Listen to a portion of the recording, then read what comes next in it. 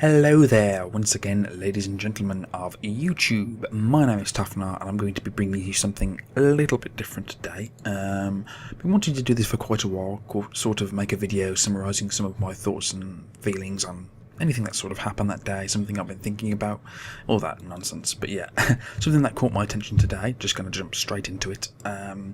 Read an article, just to quote my source, from theguardian.com. The Guardian is a British newspaper, and this is their website, and it's entitled "Flappy Bird at Risk of Extinction as Developer Cannot Take This Anymore," in quotation marks.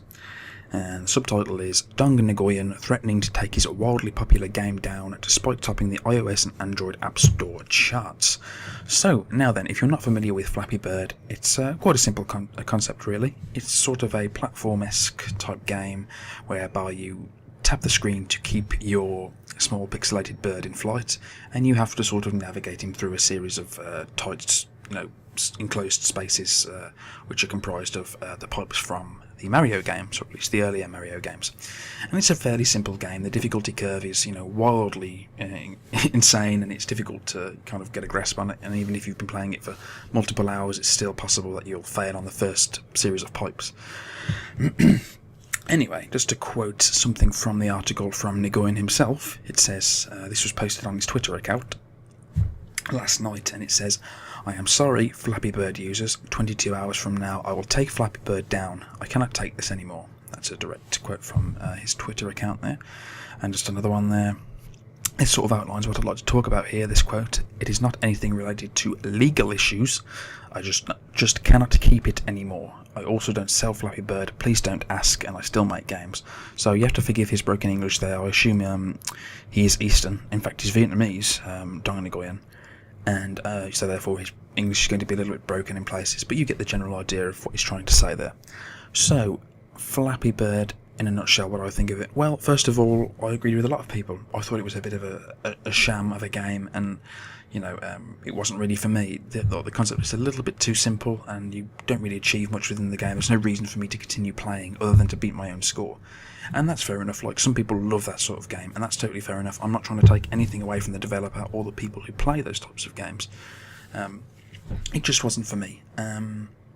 And then, of course, we discover that there's a rough estimate that the game's making $50,000 a day through ad revenue, and I don't quite believe that, as it seems an absurd amount. But it could very well be true. And the line that strikes me as very interesting is, "It is not anything related to legal issues." Now, if you've been keeping up with this, the news of the past week or so, you'll know that there was rumours going around that Nintendo was going to push for the intellectual property theft on this game and its creator, as it uses the same pipes within the Mario games. And there isn't any more news on that as far as I'm aware. I might be totally wrong there, so please take that with a pinch of salt.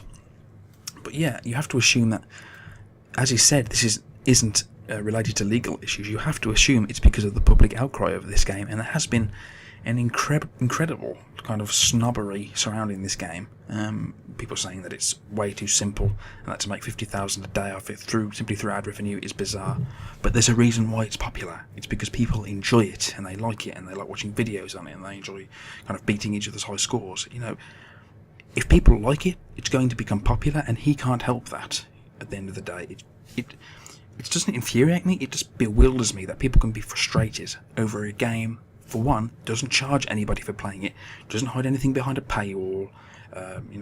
It's really accessible to everybody. It's accessible to your grandma. If she picks up the phone, you just tap the screen, and it's a game of minimal mechanics, so anybody can pick it up and play it. And surely that's a good thing. Like, as a gamer, even though I didn't like the game personally, I can appreciate that it's a very open and accessible game for everybody. And I would never, in my wildest dreams, even though, taking into regards my absolute passion for video games, I would never in my wildest dreams try and take that away from somebody else, or tell someone, or particularly the developer, that they're wrong for developing it and that it's a sham that he's making so much money off it. I'm sure he didn't put it up on the marketplace thinking, oh yeah, this is going to be a wildly successful game, I'm going to milk the public for all it's worth. It's bizarre to think that. It's absolutely bizarre. Reading some of these guys' quotes and, seeing some more of them that he's posted on Twitter, he seems like a nice enough guy, if he's not Phil Fisherified, if that's what we're going to go into. he seems like a normal guy who made a game and put it on the App Store, and it just became wildly successful. And it's just bizarre that this guy's been receiving so much bad press from the public, and it is only from the public. He's not been getting any mad. That's my dog. I'm just going to wait for him to shut up. I'm going to cut this bit.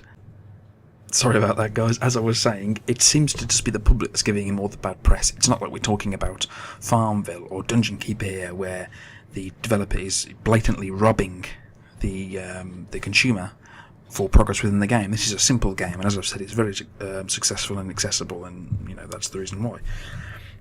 But yeah, that's all about all I wanted to say on it. Really, it's astounding to me that people continue to be so, especially gamers. I'm proud to be a gamer, and it's only the vocal minority that's speaking out, as it is in most of these cases, that's forcing him to kind of retire the game. But yeah, it really upsets me, really, when stuff like this happens. And call me a pussy for that, but it just annoys me. Like, I don't like to think of gamers as being these types of people.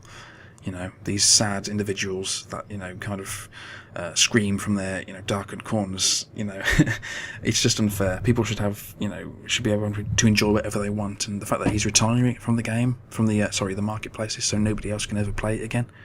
It's bizarre. It's bizarre. But anyway, guys, that's all I kind of wanted to say on it, really. Sorry if this video has offended you in any way. If you're one of the people that has spoken out against it, and you do have a reasonable kind of opinion against it. But please, if you are one of those people, voice your opinions in the comment section below. I would love to hear your thoughts and, kind of discuss with you why it is you don't like the game or whatever. And please, if you don't like the video, leave a dislike. I mean, I can take criticism as much as the next guy, so please, all feedback is appreciated. There we go. As always, guys, so feel free to leave whatever you like. Yeah, that's about it, really, guys. I'm going to wrap this up here. Hope you've enjoyed, and if not, well, unlucky. See you later, guys. Toodaloo.